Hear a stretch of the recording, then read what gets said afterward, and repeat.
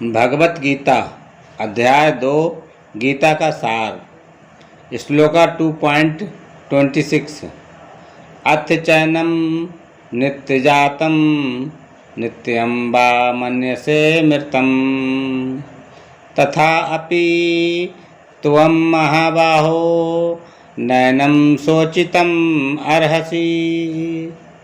भावार्थ, किंतु यदि तुम ये सोचते हो कि आत्मा अथवा जीवन का लक्षण सदा जन्म लेता है तथा सदा मरता है, तो भी हे महाबाहु, तुम्हारे शोक करने का कोई कारण नहीं है। तात्पर्य, सदा से दार्शनिकों का एक ऐसा वर्ग चला आ रहा है जो बौद्धों के लिए ही समान ये नहीं मानता कि शरीर के परे भी आत्मा का स्वतंत्र अस्तित्व है।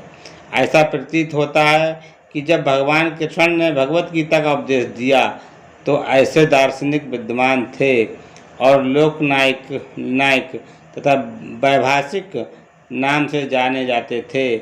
ऐसे दार्शनिकों का मत है कि जीवन के लक्षण भौतिक संयोग की एक परिपक्व अवस्था में ही घटित होते हैं। आधुनिक भौतिक विज्ञानी तथा भौतिकवादी दार्शनिक भी ऐसा ही सोचते हैं।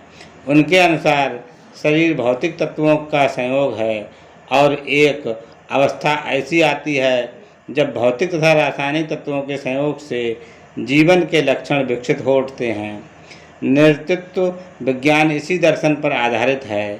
संप्रति अनेक छद्म धर्म जिनका अमेरिका में प्रचार हो रहा है इसी दर्शन का पालन करते हैं और साथ ही शून्यवादी अभक्त बौद्धों का अनुसरण करते हैं।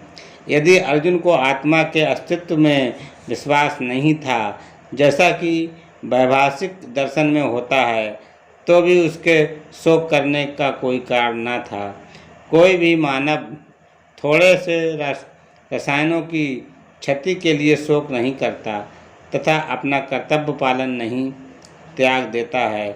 दूसरी ओर आधुनिक विज्ञान तथा वैज्ञानिक युद्ध में शत्रु पर विजय प्राप्त करने के लिए न जाने कितने टन रसायन फूंक देते हैं।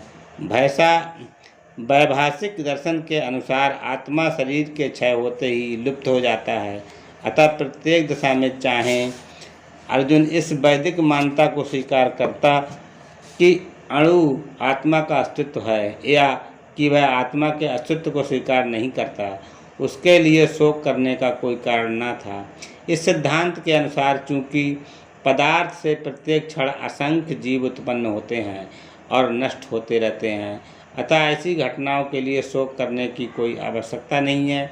यदि आत्मा का पुनर्जन्म नहीं होता तो अर्जुन को अपने पितामह तथा गुरु के वध करने के पाप फलों से डरने का कोई कारण न था। किंतु साथ ही कृष्ण ने अर्जुन को व्यंग पूर्वक महाबाहु कहकर संबोधित किया, क्योंकि उसे वैभाषिक सिद्धांत स्वीकार नहीं था जो वैदिक ज्ञान के प्रतिकूल है।